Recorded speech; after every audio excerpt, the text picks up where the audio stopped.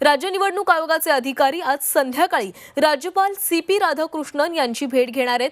निवडणूक आयोगाची प्रक्रिया पूर्ण झाल्याची माहिती राज्यपालांना आयोगाकडून कळवली जाणार आहे। निवडून आलेल्या आमदारांची यादी राज्यपालांना सादर केली जाईल। त्यानंतर राज्यपालांकडून 15वी विधानसभा अस्तित्वात आल्याचं नोटिफिकेशन काढत सरकार स्थापनेची प्रक्रिया सुरू केली जाणार आहे। तर आज राज्य निवडणूक आयोगाचे अधिकारी आज संध्याकाळी राज्यपाल CP राधाकृष्णन यांची भेट घेणार आहेत। निवडणूक आयोगाची प्रक्रिया पूर्ण झाल्याची माहिती आज राज्यपालांना आयोगाकडून कळवली जाणार आहे। निवडून आलेल्या आमदारांची यादी देखील राज्यपालांना दिली जाईल आणि त्यानंतर राज्यपालांकडून 15वी विधानसभा अस्तित्वात आल्याचं नोटिफिकेशन काढलं जाणार आहे आणि त्यानंतर सरकार स्थापनेची प्रक्रिया सुरू केली जाईल।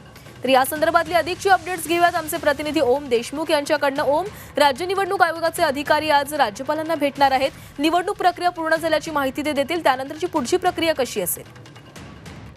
अगदी बरोबर आहे। राज्य निवडणूक आयोगाचे अधिकारी राज्यपाल CP राधाकृष्णन यांना भेटायला संध्याकाळी जातील।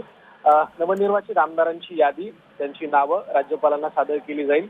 त्यासोबतच राज्यपालांकडून 15व्या विधानसभेचं नोटिफिकेशन आहे ते काढलं जाईल आणि त्यानंतर सरकारची जी काही नवीन स्थापना असेल, नव्या सरकारचं गठन असेल, त्याबद्दलची जी प्रक्रिया असेल ती फॉर्मॅलिटीच्या माध्यमातून पूर्ण केली जाईल। यासाठी निवडणूक अधिकारी आज राज्यपालांना भेटतील, ही एक औपचारिकताच असेल आणि यानंतर राज्यपाल सर्वात मोठ्या पक्षाला अर्थात भाजपला सत्ता स्थापनेचं निमंत्रण देतील आणि मग सरकारच्या स्थापनेची पुढची प्रक्रिया जी आहे ती आज संध्याकाळनंतर सुरू होईल।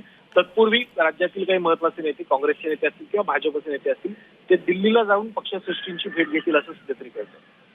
धन्यवाद ओम, तुम्ही दिलेल्या सविस्तर माहितीसाठी।